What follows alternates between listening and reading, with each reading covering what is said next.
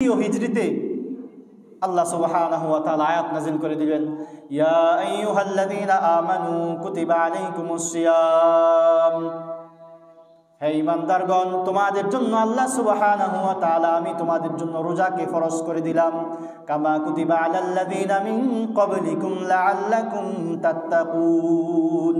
শুধুমাত্র তোমাদের উপরে রোজা বিষয়টা এমন নয়, তোমাদের পূর্ববর্তীতে যত উম্মত গত হয়েছে তাদের উপরে ওই রোজার বিধানটা ছিল।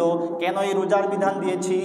লাআল্লাকুম তাত্তাকুন, যাতে করে বান্দা তোমরা আমার উম্মত যারা আছো, রাসূল করিম সাল্লাল্লাহু আলাইহি ওয়াসাল্লামের উম্মত যারা আছো, যাতে করে তোমরা তাকওয়া অর্জন করতে পারো, আল্লাহ ভীরু যাতে হইতে পারো, এই জন্য আমি রোজার বিধানটা দিয়ে দিলাম।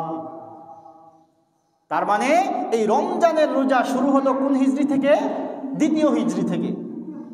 দ্বিতীয় হিজরি থেকে এই রমজানের রোজাটা এই ইসলামের মধ্যে আসলো। ওই তখন থেকে নিয়ে আজ পর্যন্ত রমজানের রোজা আমাদের উপর ফরজ। এখন কথা হচ্ছে, এই রোজাটা আমরা যেভাবে রাখতেছি, এই সৌম সিয়াম যেভাবে আমরা পালন করতেছি, শুরুর দিকেও কি এমন ছিল? রমজানের রোজাটা বর্তমানে আমরা যেভাবে রাখি এমনটাই ছিল কি না? না, শুরুর দিকে রোজার সিস্টেমটা ছিল ভিন্ন। শুরুর দিকে রোজার সিস্টেম ছিল, কেউ যদি সন্ধ্যার পর থেকে, ইফতারের পর থেকে যে কোনো সময় ঘুমায় যাইত, ওই সময় থেকে রোজা শুরু হয়ে যাইত।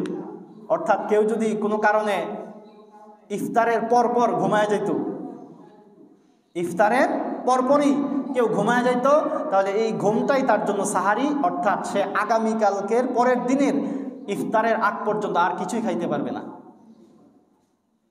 এই বিষয়টা কি সহজ নাকি কঠিন ছিল? কঠিন ছিল।